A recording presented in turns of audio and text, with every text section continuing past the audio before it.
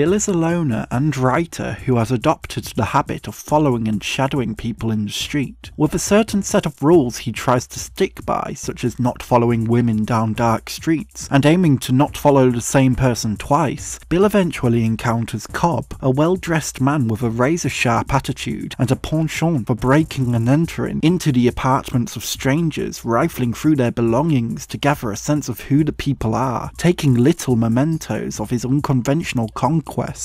However, not all is as it seems with Cobb when the duo break into a blonde woman's home, Bill gradually developing a relationship with her, igniting a complex triangular affair of layered double crossings. This is Christopher Nolan's feature-length directorial debut following a neo-noir psychological thriller which establishes the foundation of Nolan's filmmaking voice on a highly limited budget, exploring identity of the protagonist, or more accurately, a lack of identity, in a form that teases and plays with the folding of time, presenting its narrative in a non-linear manner that reflects the past, the present, and the events that led up to the narrative's tragic conclusion. It will be clear to many fans of Christopher Nolan's works that, from the initial viewing of Following, the film has left its trace on many of his later works, firmly establishing Nolan's stylistic direction. Nolan's Following has assisted in the shaping of his filmmaking career, establishing his distinctive directorial voice from his late 20s. Elaborating on this, Jim Emerson wrote for RogerEbert.com, stating that, "Already in Following you see Nolan's affinity for convoluted chronological structure and the final twist, in which all the jigsaw plot pieces snap into place, and you finally see the whole picture along with the main character. You may wonder just how necessary/integral they are, but they help make the film fun to watch, even if they don't necessarily add up to a whole lot." Following shows the Nolan we now know almost fully formed at the age of 27 or 28.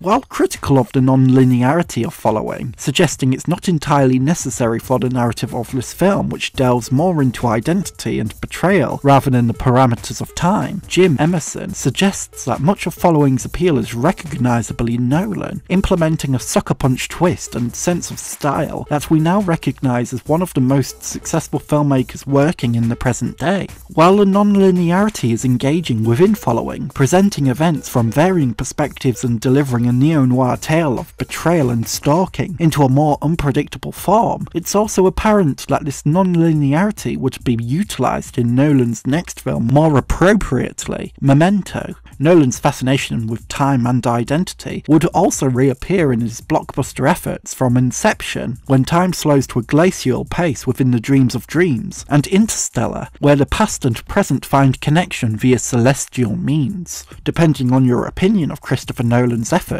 the success in his creative endeavours may vary, but it's apparent that time and identity served as a source of inspiration even when limited to a minuscule budget, Following's budget being self-financed with only the equivalent of $6,000. The limitation of a small budget leads Following to focus on the issue of identity, an internal complexity that the protagonist Bill delves into. Bill, as a writer, gains an interest in a sense of voyeurism in following strangers, and upon learning of Cobb and his skills as a burglar specialising in the intimate, taking smaller, more sentimental items rather than things of monetary value, Bill introduces Cobb to his own apartment, in which Cobb suggests that whoever lives there is a nobody. The film suggests that much can be learned from the things people own, and Cobb seems to suggest there is nothing to be learnt in Bill's apartment. Maybe Bill is already aware of this, and that his fascination for voyeurism and his influence towards breaking and entering may be a way to overcompensate for a lack of identity.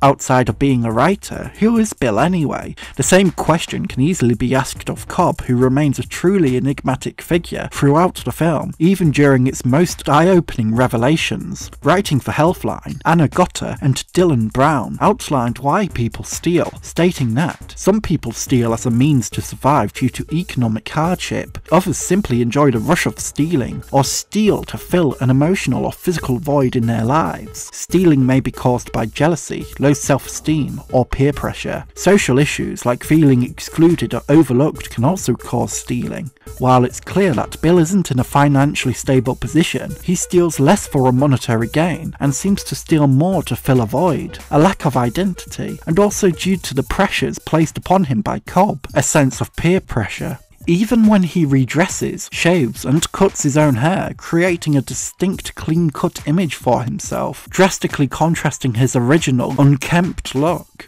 Bill still remains an empty void reliant on taking the sentimental items, dipping into the lives and dramas of others, especially when entangled in an affair with the bluntly credited blonde woman. However, this influence and misleading from Cobb will be Bill's inevitable downfall. The revelations that following holds close to its heart until its final moments reveal multiple layers of mistruth, manipulation, and betrayal that places Cobb multiple steps ahead of his associates. While the film's final twist details may shock, what really packs a punch is the realization that Bill, a struggling writer, a figure who follows others, curious to understand what they do, discovers that in actuality, Bill was never the author of the story he tells to a police officer in his attempt to reveal all during an interrogation, but Bill was always a character within Cobb's own masterfully manipulative narrative. Following's twisty-filled ending relates once again to Bill's sense of, or lack of, identity, and that he was always ripe for Cobb's targeting due to being a blank slate. Following therefore seems to suggest that, from Bill's once seeming closeness to Cobb, knowing and understanding people closest to us is never truly as thorough as we once believed.